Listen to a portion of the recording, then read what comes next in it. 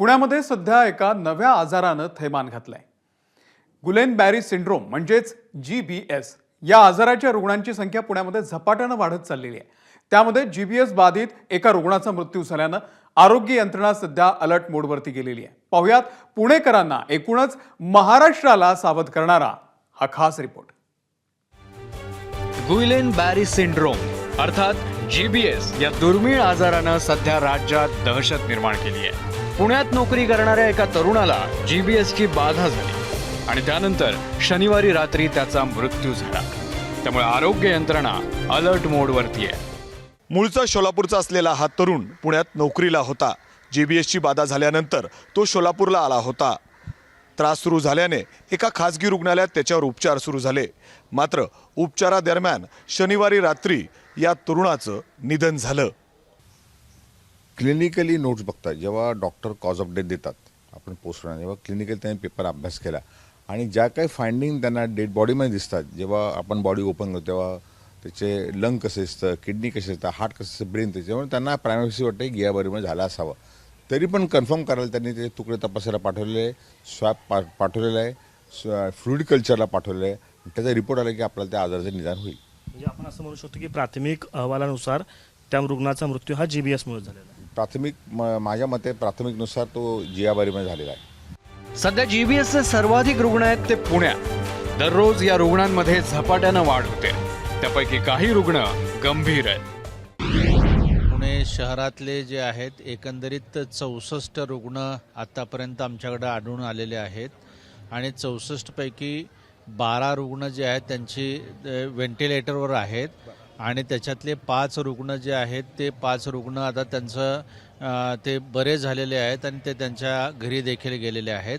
पुणे महापालिकेतर्फे पुणे महापालिकेचं जे कमला नेहरू रुग्णालय आहे त्या ठिकाणी 15 ICU बेड आम्ही कार्यरत केलेले आहेत आणि त्या ठिकाणी सर्व जे रुग्ण त्या ठिकाणी येतील त्यांना मोफत उपचार दिले जातील.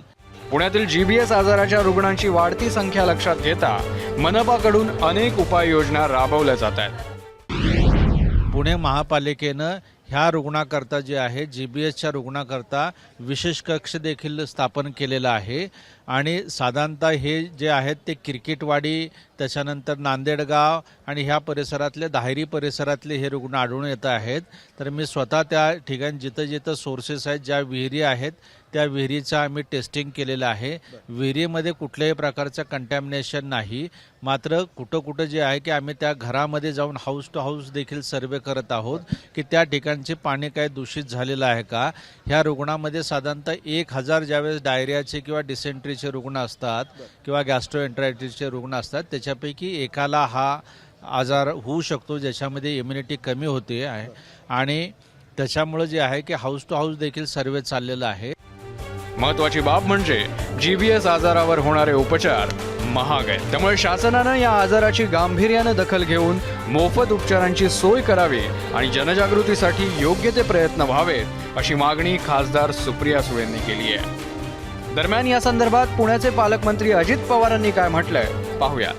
पिंपरी चिंचवडच्या परिसरामध्ये जे ह्या आजाराने पेशंट लोक असतील तर त्यांना YCMला मोफत उपचार त्या ठिकाणी द्यायचे आणि आपल्या पुणे महानगरपालिकेच्या हद्दीत असतील तर त्यांना आपण कमला नेहरू हॉस्पिटल जे आहे आपलं तिथं त्या ठिकाणी उपचार द्यायचे.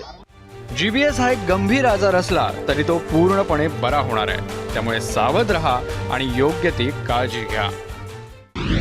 नागरिकांना आम्ही आवाहन केलेलं आहे की RO किंवा फिल्टरच्या माध्यमातून कुठल्याही प्रकारे त्याच्यावर विसंबून न राहता जे पिण्याचं पाणी जे आहे ते पिण्याचं पाणी तुम्ही उकळून थंड करून प्यावं असे आमचं आव्हान देखील केलेलं आहे आणि महापालिका ह्या जे रुग्ण आढळतील त्याच्याकरता सज्ज राहिलेली आहे.